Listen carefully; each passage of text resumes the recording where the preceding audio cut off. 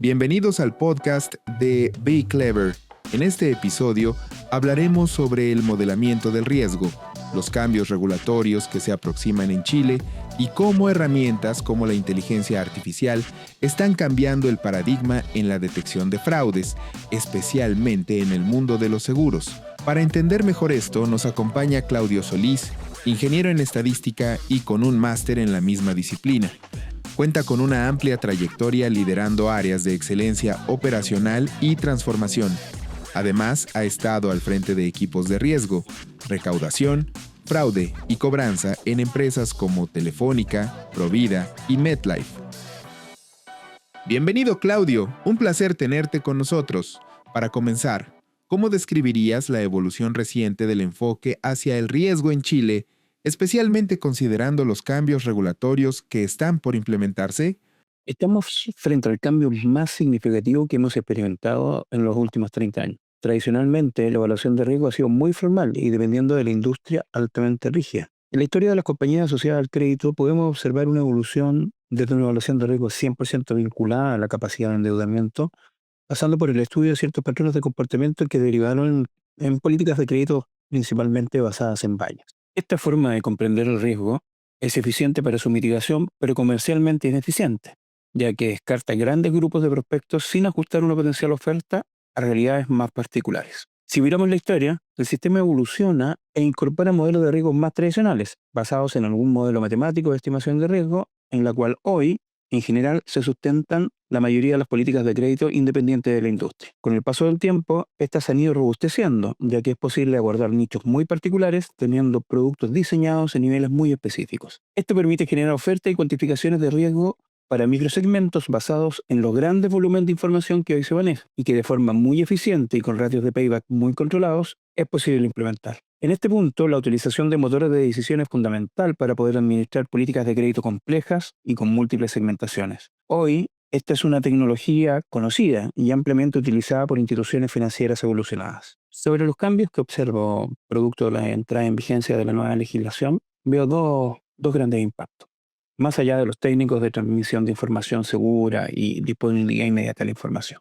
El primero tiene que ver con la vigencia de los datos. La vigencia de los datos es un tema complejo porque podrían disponerse solamente para una evaluación momentánea, perdiendo vigencia legal para una eventual evaluación posterior. Esto tiene un impacto directo en las ventanas de modelamiento, lo que significa de que para poder entrenar nuestros modelos de riesgo vamos a disponer de mucho menos información y seguramente en periodos mucho más acotados. Eso va a terminar implicando en que los modelos van a tener, por decir de alguna manera, una memoria mucho más corta a la que estamos acostumbrados y eso va a tener seguramente implicancia en el poder predictivo de los modelos. Es importante que este proceso de cambio se haga de forma controlada y con monitoreo muy cercano por parte de los principales actores de riesgo, con el objeto de no perder capacidades de endeudamiento, no perder inclusión financiera por las mayores restricciones en el acceso a información que se tendrá. Este cambio regulatorio no solamente tiene pérdida de información, tiene también otras componentes interesantes como que a partir de ahora será posible acceder y dependiendo del avance de la regulación, a información mucho más detallada que antes era confidencial y que hoy, con un consentimiento expreso, podremos conocer.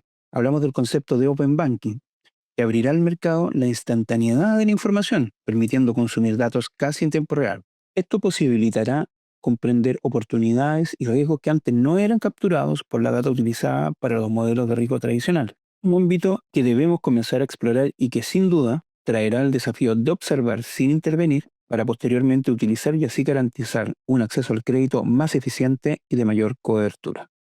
En ese contexto, ¿qué tan preparados están hoy los modelos tradicionales de scoring para incorporar data alternativa o no estructurada? Esta es una pregunta pertinente y en parte la abordamos en el punto anterior. Los modelos tradicionales de scoring no han sido entrenados con toda esta fuente de información y sobre todo no han sido validados con información obtenida de fuentes distintas a las tradicionales. Estas fuentes tradicionales siempre aluden en mayor o menor medida al comportamiento de pago y en general también incorporan componentes de capacidad de endeudamiento. Con la explosión del Big Data, el aumento de las capacidades computacionales y el acceso a data no estructurada, se han abierto nuevas oportunidades, como información que se puede recolectar desde llamados telefónicos, emails o cualquier tipo de conversación que se almacene en un texto abierto. Desde este tipo de interacciones es posible extraer otro tipo de información, información asociada a patrones de comportamiento más bien psicológicos, como estados de ánimo, niveles de ansiedad, y así un amplio abanico de información que está más bien asociado a otro tipo de componentes que no han sido valorados tradicionalmente en la evaluación del riesgo. También existe otro tipo de información que no ha sido tradicionalmente utilizada en la industria del riesgo, que ha sido más bien utilizada en la industria del marketing, como son, por ejemplo, hábitos de consumo, pero en un contexto más near real time, que puedan hablar de la persona que estamos enfrentando, de cuáles son sus hábitos, no solamente con el fin de ofrecerle un nuevo producto, sino de comprender cuáles son sus hábitos de consumo y en alguna medida poder hacer inferencia respecto del riesgo que significa operar con un cliente de esas características. Existe también toda una corriente de información asociada al posicionamiento global. Hay estudios de niveles de luminosidad, hay estudios de concentración de ciertos servicios en ciertas zonas de ciudades o periferias que también pueden tener incidencia en el riesgo y que se pueden utilizar como complemento a la data tradicionalmente utilizada. El gran desafío es incorporar toda esta nueva componente de información, transformarlo en variables medibles y valorarlos como un eventual componente de riesgo. Esto requiere tiempo y expertise y será sin duda uno de los grandes retos que tendrá la industria en los próximos años. La inteligencia artificial empieza a tener un rol cada vez más activo en la gestión de fraudes. ¿Cómo ves su impacto actual, en particular en el ámbito de los seguros? La industria de seguros, sobre todo la de seguros de vida, tiene un amplio historial en el uso de inteligencia artificial y es una de las industrias donde más se han incorporado herramientas de este tipo, sobre todo en el ámbito de la autoadjudicación de siniestro con la utilización de herramientas que integren la inteligencia artificial, como el reconocimiento óptico de caracteres, o más bien conocidos como OCR. En la atención de clientes, donde el concepto de autoatención a través de inteligencia artificial generativa tiene un rol cada vez más importante por su alto nivel de precisión y las eficiencias asociadas a la velocidad de respuesta y por ende a la satisfacción de los clientes. En el ámbito del fraude, es posible hacer uso de la inteligencia artificial desde una perspectiva más tradicional, modelando los fenómenos asociados al fraude con herramientas de Machine Learning que sean capaces de generar indicadores de potencial fraude basados en el comportamiento previo al mismo. Estos modelos se pueden complementar, tal como mencionamos antes, con información de otras fuentes de datos, incluso aquellas no estructuradas como los llamados telefónicos, incorporando análisis de estados de ánimo y niveles de ansiedad como un complemento a la data tradicional y aprobada. En el sector de los seguros en general y en cualquier industria que tome decisiones en función de documentación, como puede ser documentación médica o en la industria financiera, documentación de acreditación de ingresos, boletas de prestación de servicios profesionales y así un largo etcétera, una fuente de fraude que se debe tener muy controlada es la adulteración de imágenes. Y la utilización de herramientas como los OCR son fundamentales para extraer información y validarlas por medio de información pública y consistencia general. Existe una corriente de la inteligencia artificial asociada al tratamiento de imágenes que puede analizar los metadatos de una misma y estudiar si la creación de un documento es consistente con la fecha física del documento, el lugar en que se generó y otras variables que pueden ser determinantes al momento de profundizar en el estudio detallado de un eventual fraude. En el mismo mundo de las imágenes, existen también modelos que permiten estudiar el ruido de las imágenes, en el cual es posible detectar si existen tramos de esa imagen que no sean consistentes con el resto del documento, lo cual invalida inmediatamente la utilización de ese antecedente con el propósito que sea. El gran desafío para todas estas tecnologías que hoy día están presentes y pueden utilizarse al momento de tomar la determinación de validar un eventual fraude, es que éstas se deben utilizar de forma masiva e idealmente lo más cercano al tiempo real.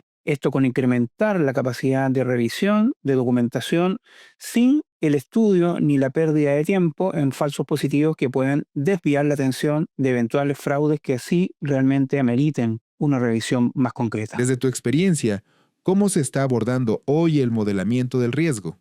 ¿Qué variables están ganando protagonismo en estos nuevos enfoques? Con el paso del tiempo, las nuevas garantías a la protección de los datos personales, las ya implementadas y las que se encuentran en proceso, han implicado que las variables directas que se tienen en el sistema financiero en general para poder medir el riesgo de una persona o un grupo de ellas sea cada vez más escaso, con mayores condiciones y en general sin valor histórico por considerarse discriminatorio. Esto ha obligado a buscar variables asociadas al entorno, que se acercan de forma tangencial a la estimación de riesgo. Con esto me refiero a grupos familiares, grupos de interés, hábitos de consumo, zonas geográficas y todas aquellas variables que la evolución tecnológica nos entrega, como concentración de servicios, niveles de luminosidad y un largo etcétera.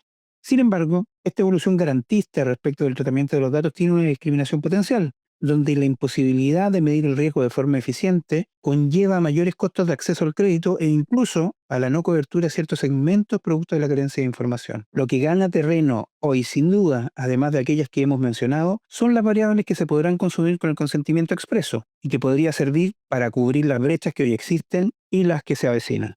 Uno de los factores que cobra relevancia es la posibilidad de captar percepciones o sentimientos en conversaciones como fuente de análisis de riesgo. ¿Qué oportunidades ves en esa línea?